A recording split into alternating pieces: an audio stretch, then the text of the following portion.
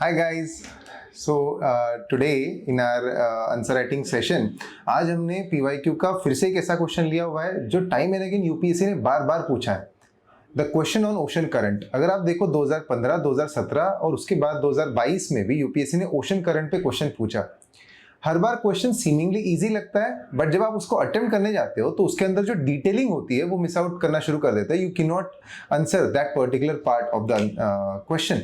That's what I have realized कि बच्चे फिर क्या करते हैं, जनरल आंसर लिख के आ जाते हैं। What I will do is I will explain it completely today what we are going to discuss. See question था what are the forces that influence the ocean current. तो इसका कीवर्ड सबसे पहले क्या है? कीवर्ड है forces, right?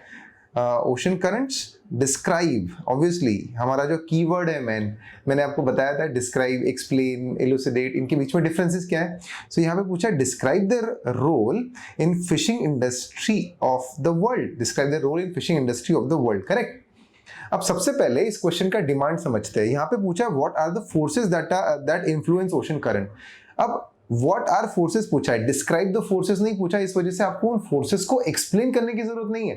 Rather you can just name the force and then you can relate them directly with the fishing industry which is there in the world. ठीक है, most of the students what they have done is उन्होंने forces को explain करना शुरू किया और उसके बाद में इंडस्ट्रीज को एक्सप्लेन करना शुरू किया, करेक्ट। दूसरी बात ये है कि many students what they have done is they have written first forces and then they have written their influence in the industries of the world. सही है, ये भी टेक्निक कोई गलत नहीं है। इट्स जस्ट दैट अगर जो भी स्टूडेंट फोर्सेस और इंडस्ट्रीज को साथ में लेके अगर लिख पाए तो then that will create more impact, ठीक है, क्योंकि वो लिखना रिलेटिवली ज्यादा डिफिकल्ट है। तीसरा, ये क्वेश्चन जो है ये डायग्राम्स डिमांड करता है बहुत सारी, तो try to draw as many diagrams as possible in order to substantiate your arguments. Okay, let's see how we can explain this particular question. तो इसका आंसर देखो कैसे होगा। The forces for ocean currents are mainly driven by combination of wind, earth rotation, water temperature variation and salinity differences, correct? Collectively they create a complex pattern that play a crucial role in various aspects including fishing industry. ठीक है, तो देखो कितना concise introduction है ये। 15 mark का question था तो अराउंड 30 से 35 वर्ड का इंट्रोडक्शन वहां पे बनता है, जहां पे मैंने लिखा कि ocean current responsible, which are the forces responsible for ocean current and how these forces collectively play an important role for creating, for helping और not helping fishing industries of the world. ठीक है ना? Then after that what I have done is forces and the role in fishing. Generally मैं students को कहता हूं कि आपने जो है कम से कम 15 से 20 पॉइंट लिखने चाहिए when it is 15 marker question, 20 point से ज्यादा।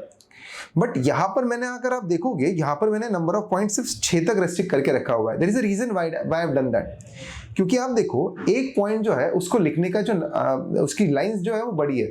बट आप बोलोगे सर आपने तो हमेशा बोला था कि 1.5 लाइन के ऊपर या फिर लाइक 15 वर्ड, 15 वर्ड्स मैक्सिमम आपका एक पॉइंट होना चाहिए। बट आप अगर देखो यहाँ पे this particular point contains 2 points, जिसमें मैंने फोर्सेस के बारे में बताया plus I have explain the relationship with the industries. तो क्वेश्चन का जो एक डिमांड है जो 2 पार्ट में डिवाइडेड है, first about forces and second about the role in the fishing industry. ये दोनों चीजें मैंने एक एक पॉइंट में एक्सप्लेन करी हुई है। इसीलिए यहां पर जो भी पॉइंट होगा उसको हाफ मार्क नहीं होगा, majorly that will contain like it will carry around 1 mark.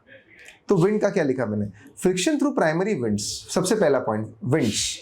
Friction through primary winds can generate ocean current which help in transportation of nutrients, planktons and marine organisms, correct. तो इसको explain करने के लिए what I have done is मैंने एक diagram निकाल दिया जहां पे मैंने नॉर्थ अटलांटिक ड्रिफ्ट, क्योंकि ये भी एक फ्रिक्शन और कोरलिस फोर्स से बना हुआ है, ठीक है। फिशिंग ग्राउंड्स क्रिएट हुआ है यहाँ पे, अगर हो सके तो इसमें आप नाम लिख देते कि डॉजर बैंक जो है, Dogger Bank and Great Fisher Bank is present over here, तो उसका नाम लिख दिया। प्लैंकटन डेवलपमेंट हुई है यहाँ पे, करेक्ट। इसमें आप लिख दिया Coriolis force and obstruction of the coast line as well.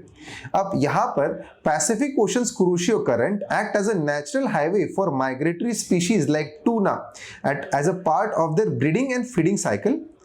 Fisherman uses this pathways to find fishing areas.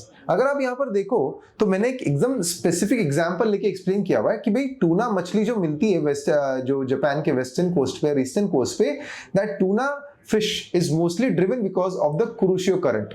इसी के साथ साथ इवन कुरुशियो ओयाशियो करंट का जो कॉन्फ्लुएंस है, it also creates more favourable ground for development of planktons over there, and that's the reason also because of which the fishing ground can happen. For that matter, the fishing grounds of Japan are one of the largest fishing markets of the world. ठीक है, जहां पे tuna मछली जो है वो खाई जाती है. So this is the Coriolis force and obstruction of the coast line. अब इसको एक्सप्लेन करने के लिए तुरंत आपने देखो नीचे मैंने डायग्राम ड्रॉ कर दी. नॉर्थ यूरोप एशिया का ईस्टर्न पार्ट निकाल दिया, देन वी हैव ऑस्ट्रेलिया, और उसके बाद मैंने कुरुशियो करंट यहाँ पे बता दिया. Kuroshio current fishing grounds for tuna. Correct.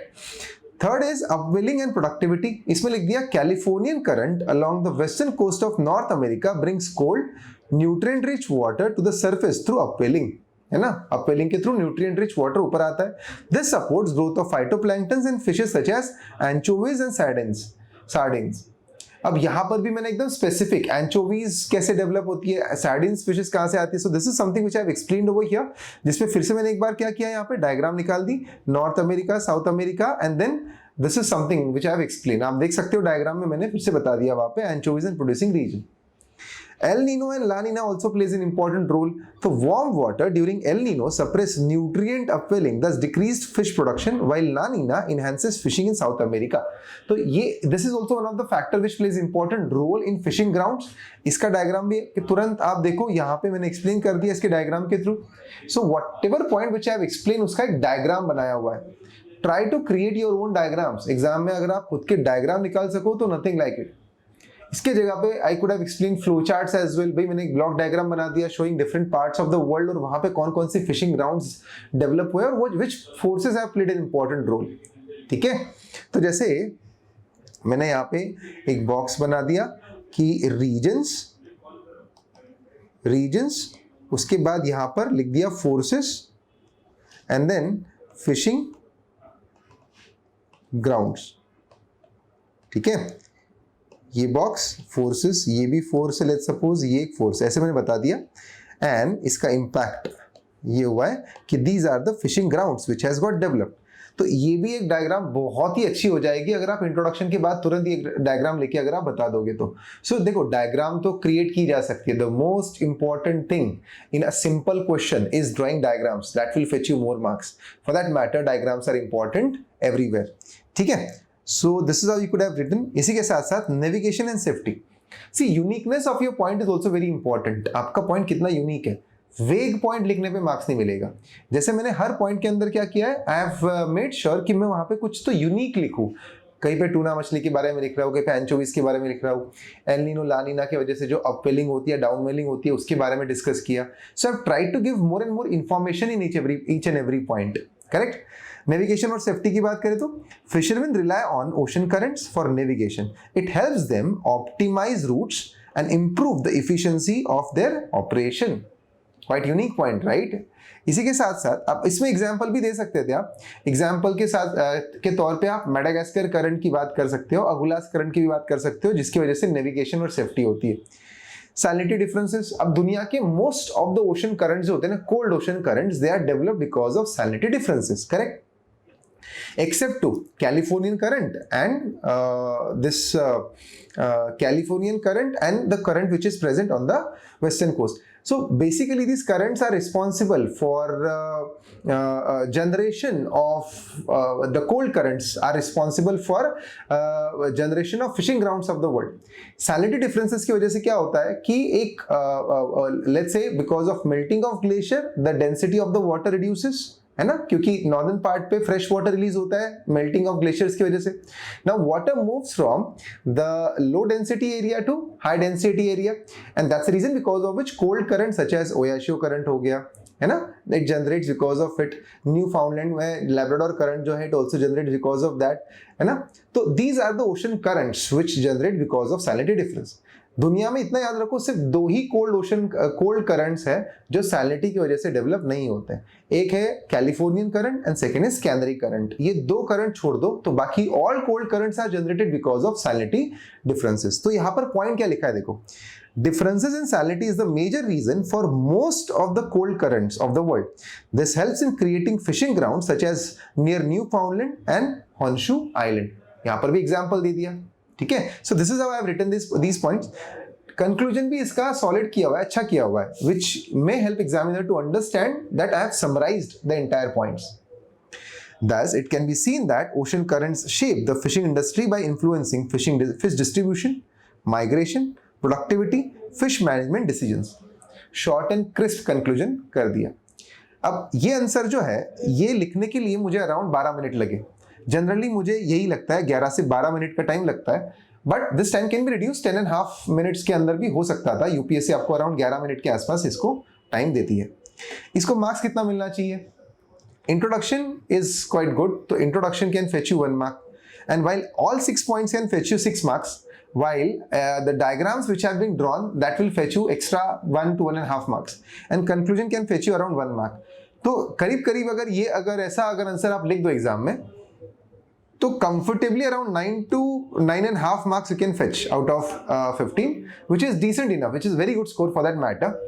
तो ऐसे आपने आंसर लिखना है. अंडरस्टैंड दिस, आंसर राइटिंग जो है वो एक कला है, आर्ट है. That is something you need to understand. Art की सबसे बेस्ट स्पेशलिटी ये होती है that you can always ingrain that particular art, है ना. जन्म से सीख के कोई नहीं आता. आप अगर कभी भी उसको शुरू करते हो तो you will always be able to understand that particular art of answer writing. जब तक आप आंसर राइटिंग करना नहीं सीखोगे, there is no way you can get through this exam, because at the end of the day आप में और आपके एग्जामिनर के बीच में सिर्फ वो एक आंसर पेपर है जो आपने लिखा हुआ है, और उसको देख के ही वो आपके नॉलेज को मैप करेगा. सो इसी वजह से make sure that you write as many answers as possible guys. Thank you so much.